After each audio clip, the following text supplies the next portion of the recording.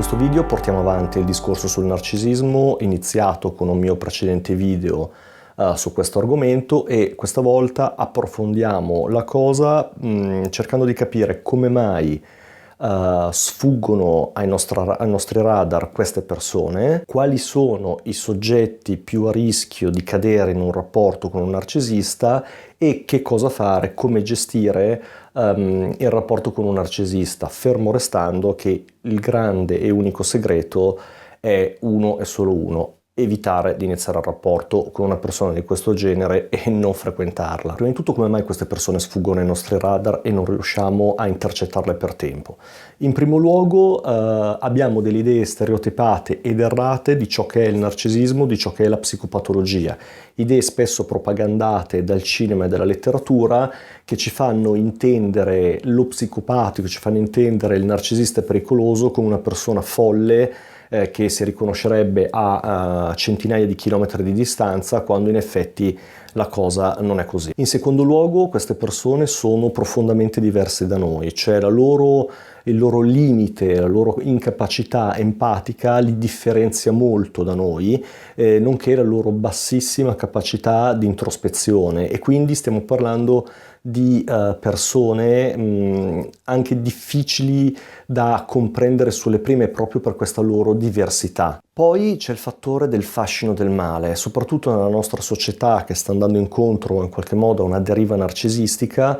Certi modelli propagandati, specialmente legati al potere sociale, alla bellezza, da quale poi deriva anche in questo caso potere sociale, ci spingono a sottostimare i rischi di ricercare una persona estremamente brillante, estremamente vincente, o che così appare, estremamente bella, e per cui spesso noi appunto sottostimiamo, anzi ricerchiamo, bramiamo soggetti che poi naturalmente ci chiedono conto psicologicamente di tutta una serie di vantaggi che noi pensiamo di poter trarre. Poi c'è il semplice principio psicologico del non a me non può accadere, che è quello che per esempio riguarda anche, non solo incidenti stradali. Noi semplicemente tendiamo a non pensare che certe cose brutte, certe relazioni particolarmente negative possano accadere, per cui è normale che le cose possano accadere a qualcun altro ma non a noi. Quindi poi abbiamo anche una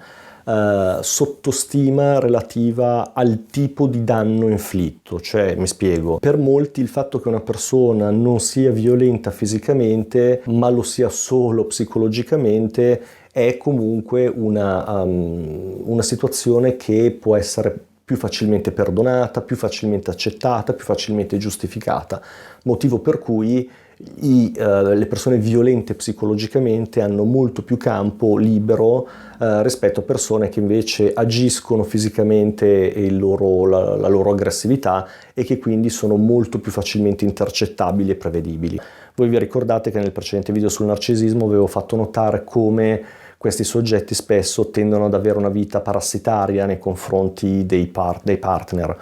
Bene, abbiamo difficoltà a capire prima chi abbiamo di fronte, proprio perché molti uomini si aspettano di incontrare donne che alla fine in qualche modo approfittano di loro economicamente o si fanno mantenere. D'altro canto molte donne, in una specie di stereotipo uguale contrario, non si aspettano di trovare un compagno che abbia un atteggiamento parassitario economicamente, quindi quando questo poi comincia ad avvenire lentamente non si rendono conto pienamente di ciò che sta accadendo. Gli stereotipi funzionano anche rispetto a un altro argomento: molti uomini si attendono che la propria donna possa essere capricciosa e possa dominarli dal basso con atteggiamenti aggressivo-passivi.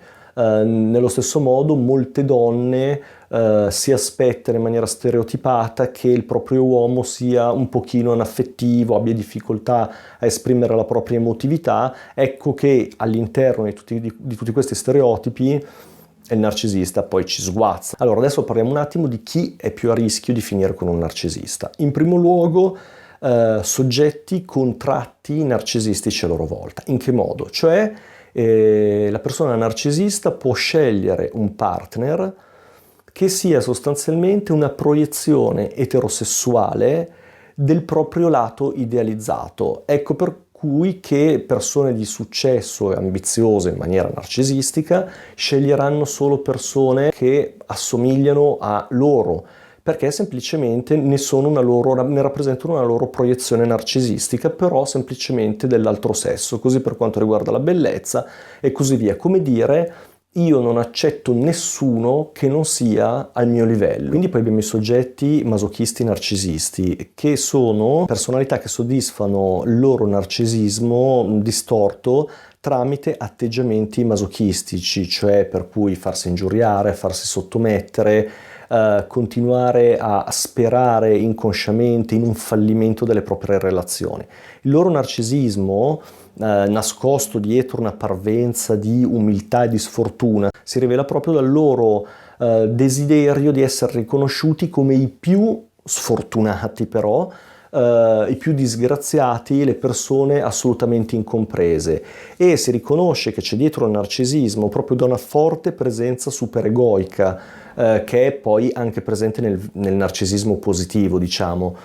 Cioè hanno una componente di giudizio interiore severo e terrificante, che naturalmente li porta a delle severissimi stati di senso di colpa e anche depressivi. Poi abbiamo i soggetti dipendenti, la cui necessità di trovare un helper, cioè di trovare una persona che li aiuti rispetto alle loro insicurezze e alla loro tendenza all'iperidealizzazione dell'altro, è complementare e collusiva con la tendenza a svalutare del narcisista. Fate poi attenzione rispetto sempre a questa categoria alla forma dipendente passivo-aggressiva, che mostra preoccupazioni narcisistiche, ostilità, rabbia e irritabilità col quale attacca il partner. Questi soggetti sono stati definiti spesso quelli che trasformano il terapeuta in un terapeuta gabinetto, no? Per cui sono soggetti che vivono relazioni dannose e negative delle quali si lamentano completamente,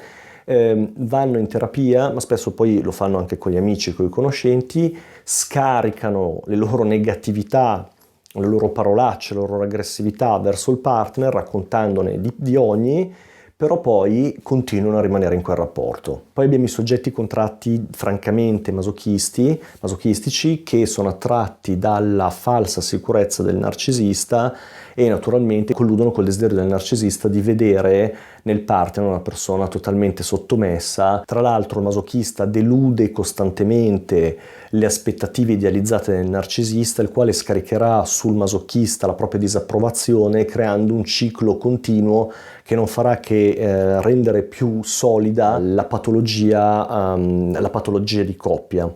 Quindi poi, per concludere, naturalmente poi ci sono soggetti non particolarmente non patologici, non francamente patologici, che hanno la sfortuna di incappare con narcisisti. Io vorrei però far notare che quella percezione di tossicodipendenza che hanno le persone che hanno avuto o che hanno una relazione con un narcisista, che si rivela in quell'incapacità di allontanarsi da questa persona e che spesso si nasconde dietro scuse del tipo io non vorrei vederlo, non vorrei vederla, ma questa persona si fa viva, ma in realtà noi abbiamo la libertà di chiudere le saracinesche, ma non lo facciamo, per cui c'è proprio un'incapacità di allontanarci da questa persona, è comunque collegata al fatto che il narcisista ha la capacità di legarci nel momento in cui spesso parla il nostro stesso narcisismo. Allora questa è una cosa un po' difficile da dire, un po' dolorosa, e spero che chi l'ascolta non si risenta, ma spesso è proprio alle nostre stesse ferite narcisistiche che il narcisista parla, ed è proprio tramite queste chiavi di volta che riesce a far breccia nei nostri cuori e a legarci. Perché? Perché semplicemente magari noi in un passato o anche recentemente ci siamo sentiti poco valutati, poco belli, poco apprezzati, poco particolari, poco femminili, poco virili. Il narcisista, la persona narcisista, ha questa capacità, già che lo fa con se stesso, di ipervalutare proprio tutti i lati sui quali noi possiamo avere una ferita, e per cui ci farà sentire molto femminili, la più bella, il più bello, irresistibili, essenziali, necessari, quando magari noi ci siamo sentiti inutili, ci siamo sentiti svuotati, siamo sentiti gli ultimi. Ecco che quindi la verità è che noi non è che non riusciamo ad abbandonare un narcisista, noi non riusciamo ad abbandonare l'idea idealizzata di noi con la quale ci ha fatto entrare in contatto il narcisista. E questo è di fatto, di per sé, un problema narcisistico che noi dobbiamo affrontare nel momento in cui abbiamo vissuto una relazione con un narcisista che ci ha fatto dei danni, ed è un percorso doloroso ma assolutamente possibile per una persona che però non ha una patologia narcisistica, non ha un disturbo di personalità, ma che magari ha avuto semplicemente nella propria vita delle ferite narcisistiche, è una cosa molto diversa. Però partiamo dal presupposto in effetti che è tutta una leva, è tutto un gioco spesso di narcisismo su narcisismo. Questo è molto importante comprenderlo. Ora proviamo a vedere come gestire velocemente la situazione quando siamo con un narcisista. Prima di tutto rispondete con la mente e non con le emozioni. Non avete bisogno di confrontarvi con una persona così disturbata per poter far valere le vostre ragioni. Poi, una cosa che ho detto altrove, ma che a me piace molto, se andate a cena con questa persona, guardate come tratta il cameriere. Il narcisista rivela il proprio atteggiamento narcisistico spesso quando può approfittare, far pesare il proprio peso su persone che per qualche circostanza hanno un ruolo subordinato, per cui guardate come tratta i bambini, come tratta gli animali, come tratta le persone che hanno un ruolo così in quel momento socialmente di servizio. Questo è molto importante, non concentratevi solo su come venite trattati voi per poi dire ma voi non lo capite, com'è dolcissimo. Sì, con te è dolcissimo, però con gli altri come si comporta? Esaminate i vostri stati d'animo. Una persona che sta vivendo un brutto rapporto con un narcisista inizierà a sviluppare sentimenti di rabbia, sentimenti di ostilità, fantasie suicidarie che non ci devono spaventare, ma che sono semplicemente dei messaggi di fuga, cioè avremo voglia di fuggire in maniera magica e strana da quella situazione. Anche idee di morte sull'altra persona, cioè speriamo, il desiderio, anche doloroso da accettare, che gli possa succedere qualcosa, che è un altro modo di interrompere una situazione dolorosa senza doverci mettere mano, ma sperando in una soluzione magica e fatalistica. Non giocate a fare i salvatori, non cercate di salvare chi non vuole essere salvato.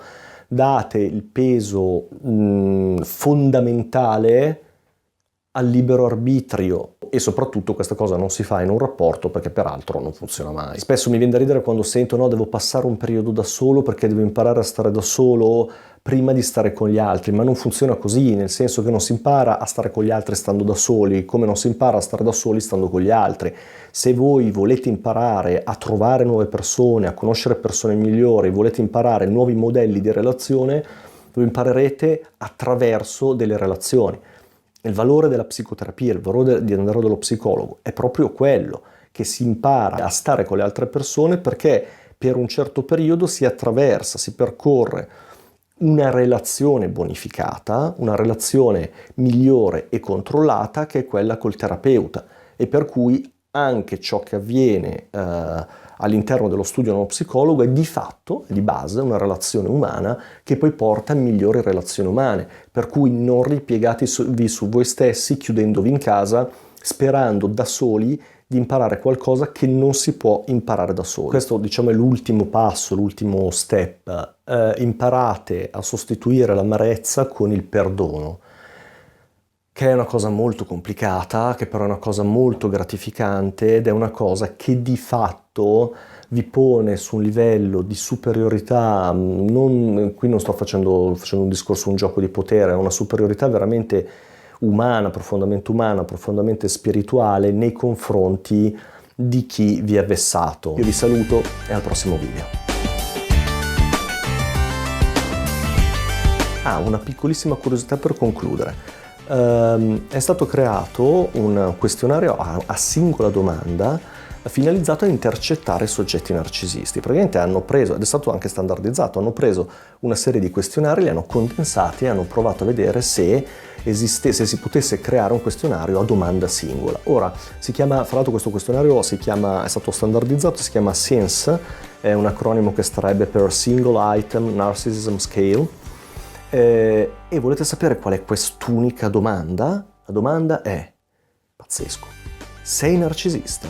Allora, i narcisisti tendono a rispondere, anzi, non ce la fanno a rispondere no, per cui rispondono a questa domanda sì, quasi sempre sì. Per cui la prossima volta che andate a cena con qualcuno e pensate che possa essere una persona narcisista un po' strana, invece di fare magari domande che non servono a niente, ridendo e scherzando, fateli questa domanda. Sei un narcisista? Se risponde di sì, beh, iniziate ad alzare le vostre antenne.